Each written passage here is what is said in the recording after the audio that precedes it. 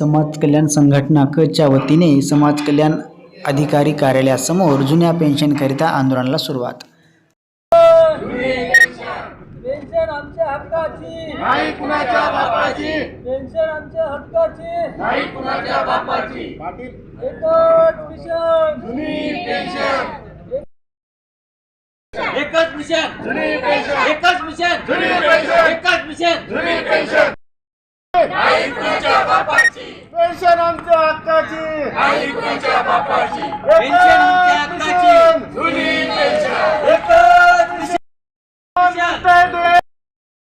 देत नाही, घेतल्याशिवाय राहत नाही। एकच मिशन, जुनी पेन्शन। मी श्रीमती एल एस गायके, वैट समाज कल्याण निरीक्षक, सहाय्यक आयुक्त समाज कल्याण नांदेड या कार्यालयात आम्ही समाज कल्याण कर्मचारी संघटना क नांदेडच्या वतीने आज पेन्शनसाठी सर्वांनी संप केलेला आहे। 14 डिसेंबरपासून सर्वांनी बेमुदत संप केलेला आहे। 2005च्या नंतर जे कर्मचारी लागलेले आहेत त्या कर्मचाऱ्यांसाठी तसेच त्यांच्या कुटुंबियासाठी जुनी पेन्शन ही अत्यंत गरजेची आहे। आणि या संपाद्वारे आम्हाला एकच सांगायचे आहे शासनाला की त्यांनी आमची पेन्शनची मागणी पूर्ण करावी हीच अपेक्षा आहे। आणि सर्वांचं एकच मागणी आहे की एकच मिशन जुनी पेन्शन, एकच मिशन जुनी पेन्शन। श्री संजय कदम, समाज कल्याण निरीक्षक नांदेड।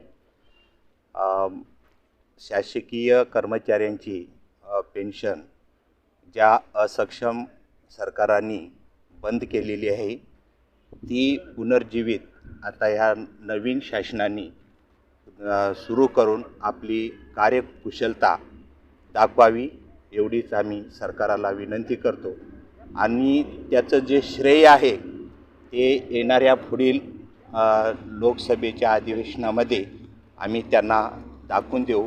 कारण या महाराष्ट्रात 22 लाख कर्मचारी कार्यरत आहेत आणि यांचं 22 म्हणजे केवळ याचा जो पेन्शनचा फायदा आहे ते केवळ आम्हालाच न होता आमच्यासोबत जे परिवार आहेत, फॅमिली आहेत, 2 मुलं आहेत, आईवडील आहेत, म्हणजे यांचं जे श्रेय आहे पुढच्या विलक्षणमध्ये त्यांना × 6 म्हणजे कमीत कमी 22 × 6 जे आकडा येईल ते बहुमत या सरकाराला मिळणार आहे अशी मी शाश्वती देतो।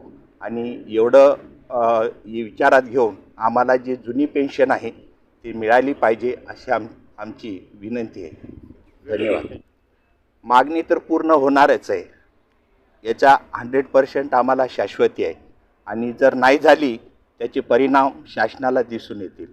धन्यवाद।